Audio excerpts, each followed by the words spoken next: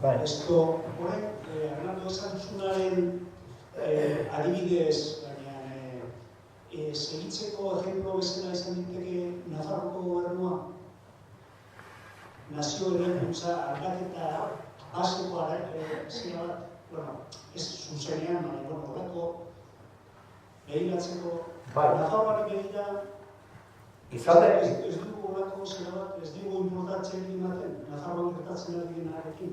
Nik uste dut bizi dugula, alde batetik ez gara oso kontziente Nafarroan gertatu denez. Nafarroan aldaketa historiko bat eman da. Txiripaz eman zen. Hau da, oso boto gutxigatik lortu genuen Nafarroan beste motatako gobernu bat osatzea, ez? Eta askotan hemen hiru probintzietan egiten dugu sekulako eztabaidak independentismoa, ezkerreko independentismoan PNV-ren inguruan, ez? Nafarroan PNV-rekin gobernatzen ari gara. Nafarroan hori gertatu da. Gobernua sustengatzen dugu. Baina berai gobernuan daude. Hori zergaiti bizi da hemen eta Nafarroan nahiko naturalidadearekin. Zegolako etxai bat, UPN bezalakoa, mota behartzen da. Orduan, eszepziozko egoera horretan, hemen mundu guztia batu behar gera, hori egiteko. Eta Nafarroan egin genuen. Hemen sekulako zailtasuna ditugu hori egiteko. Beste PNV bezala, hori egiteko. Baina guk orain jendeari esaten ari garena da. Nafarroan zegoen eskubi excepzional hori, orain estado osoan dago. Nafarroan zegoen excepzio egoera hori, estado osokoa bilakatuko dute. Eta orduan horregatik esaten dugu, orain aurrean, egin behar dira aleginak horri baturik aurre egiteko. Hori izan daiteke, ez gaude horretan, momentu honetan, PNV ez dago horretan, eta Podemos ez dago horretan.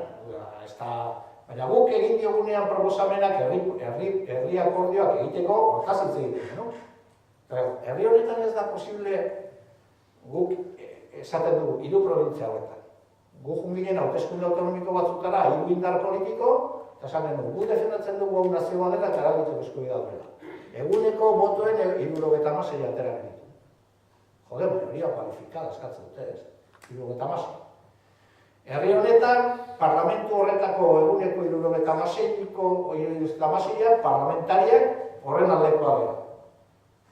Herri honetan, ezkerrak nolabait ere, gehien gotxo bat, ezkerrak kontatzen badugu PSOE, ezkerrak badu pixu bat, momentu sindikalak badu pixu bat, beraz, erretza izan beharko litzateke gobernu bat nun lehen aipatu ditugunen gai sozial aurre egingo lioken, ez?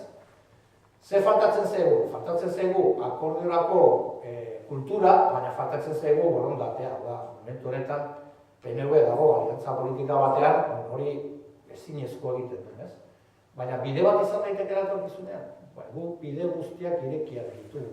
Ez dugu gure buruen gainatzen, badakigu dauden, badakigu ze motatako posizioan dauden, baina guk esaten duguna da, herri honetan aurrera egiteko, baliabide guztiak beharrezkoak dira eta positiboak dira. Egiten baldin badira horretara.